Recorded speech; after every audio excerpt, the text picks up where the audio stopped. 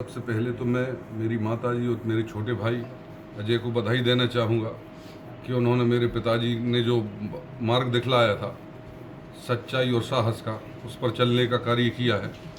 और ये कार्य तो बहुत पहले हो जाना चाहिए था मेरे हिसाब से, परंतु कहीं ना कहीं पार्टी का मोह था इन लोगों को, परंतु आज वो मोह भी भंग हो गया है।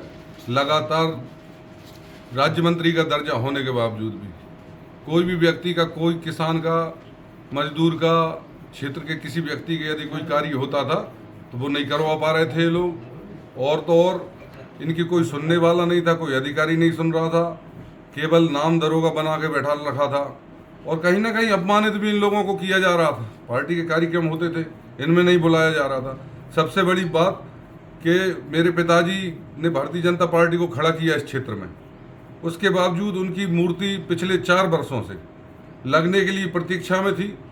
इन लोगों के द्वारा कई बार माननीय मुख्यमंत्री जी से संपर्क किया गया, भारतीय जनता पार्टी के जो तमाम बड़े नेता थे उनसे भी संपर्क किया गया कि हमारे पिताजी भारतीय जनता पार्टी की नींव के पत्थर थे। उनकी मूर्ति 4 साल, शर्म की बात है कि 4 साल बने हुए रखे हो गए और उनसे बार बार आग्रह के बाद वो तारीख नहीं दे पा रहे थे, समय नहीं दे रहे थे या करना नहीं चाह रहे थे। तो भाई ऐसी पार्टी में रहने से क्या क्या औचित्य है, जहाँ किसी हमारे पिताजी को मान सम्मान, उन्होंने अपना जीवन समर्पित कर दिया, उनको मान सम्मान नहीं दे पा रहे थे, जन सेवा के कार्य नहीं कर पा रहे थे, जनता के कार्य नहीं कर पा रहे थे। और भ्रष्टाचार लगातार बढ़ रहा था, महंगाई लगातार बढ़ रही है। क्षेत्र के नेताओं ने, जो भारतीय जनता पार्टी के जनप्रतिनिधि हैं, उन्होंने जिले में अति कर दी।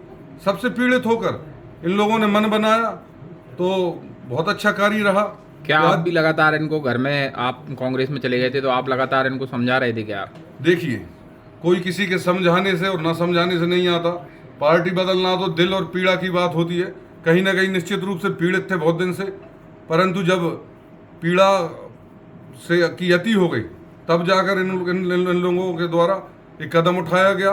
और मैं इनके कदम की तारीफ करता हूं और इनको बहुत बहुत बधाई देता हूं पुनः कि इनका एक साहसिक कदम रहा।